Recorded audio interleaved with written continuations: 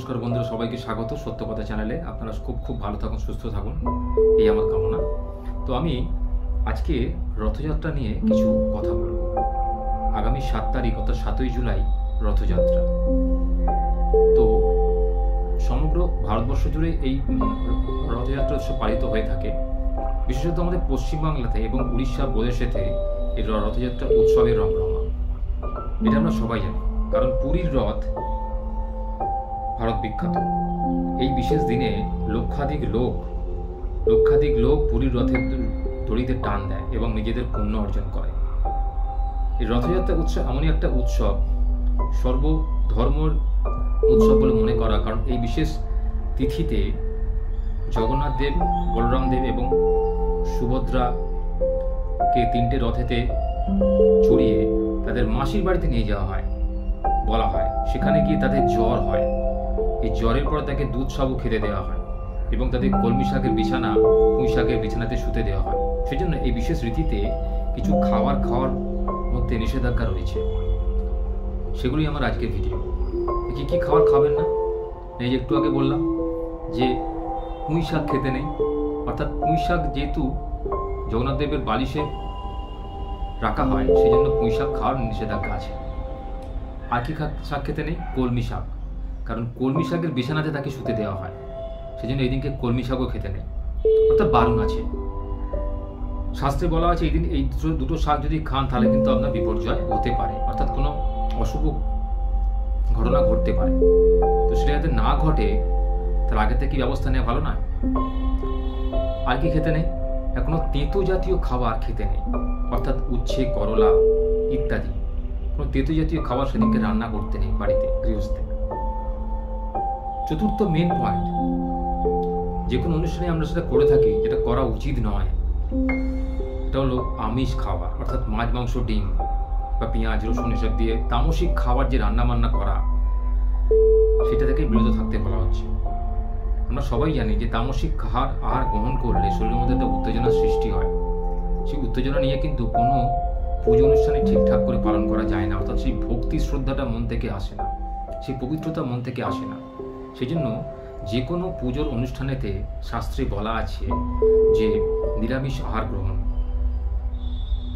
এই নিরামিষ আহার গ্রহণ করলে কি হয়? শরীরে মনে প্রশান্তি আসে, মনে একটা পবিত্রতা ভাব জাগ্রত হয়, মনে কুচিন্তা আসে না, ভগবানের প্রতি দৃষ্টি যায়, অন্যদিকে দৃষ্টি যাবে না। তাই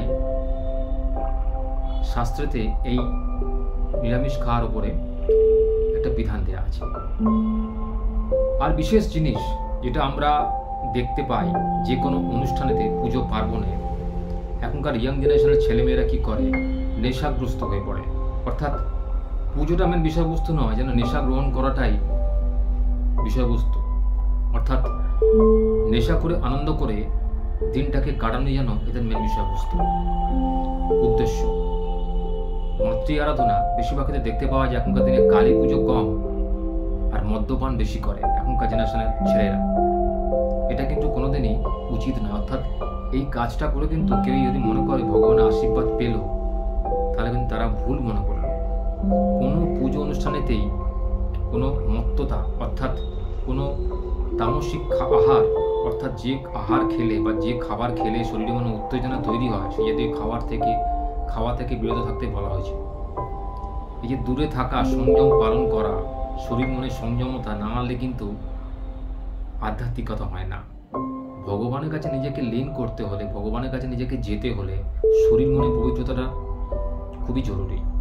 এই দিন যে কোনো পুজো অনুষ্ঠানের রীতিতে কখনোই আমিষ খাবার গ্রহণ করা উচিত নয়, নিরামিষ আহার গ্রহণ করা উচিত। অর্থাৎ সাত্ত্বিক আহার যেটাকে বলা হয়, যে আহারেতে শুধুমাত্র সাধারণ জিনিস ছাড়া অসাধারণ জিনিস থাকবে না। অর্থাৎ যে আহার শুধুমাত্র নুন আর সামান্য সর্ষের তেল দিয়ে করা হয়, তাতে কোনো রকম মশলাপাতি থাকবে না, কোনো রকম শরীর খারাপ করে এরকম ধরনের কোনো দ্রব্য সেখানে ব্যবহার করা হবে না। এই ধরনের খাবারকে বলা হয় সাত্ত্বিক আহার, যেটা আমাদের পূর্বপুরুষরা অর্থাৎ মনীষীরা গ্রহণ করতেন। তাই জন্য কিন্তু তারা দীর্ঘজীবী হতেন। তাই আজকের বিশেষ দিনে আমার অনুরোধ যে এই সাত্ত্বিক আহার গ্রহণ করুন। বিশেষ রথযাত্রা তিথিতে আপনারা সবাই জানেন এই বিশেষ তিথিতে রথ যে তৈরি হয়, এর একটা মাহাত্ম্য আছে। প্রতি বছর বিশেষ ধরনের কাঠ ভেসে আসে গঙ্গার জলেতে, সেই রথের কাঠ, সেই কাঠ থেকে কিন্তু রথ তৈরি হয় এবং জগন্নাথ দেবের মূর্তি যেটা তৈরি হয় সেটা কিন্তু এই কাঠ থেকেই তৈরি হয়। অদ্ভুত বিধাতার বিষয়, প্রত্যেক বছর কিন্তু এই সময়তেই সেই কাঠটা, নিম কাঠ ভেসে আসে, সে বিশেষ কাঠ দিয়ে কিন্তু তৈরি হয় এই রথ, প্রত্যেক বছর কিন্তু তৈরি হয়।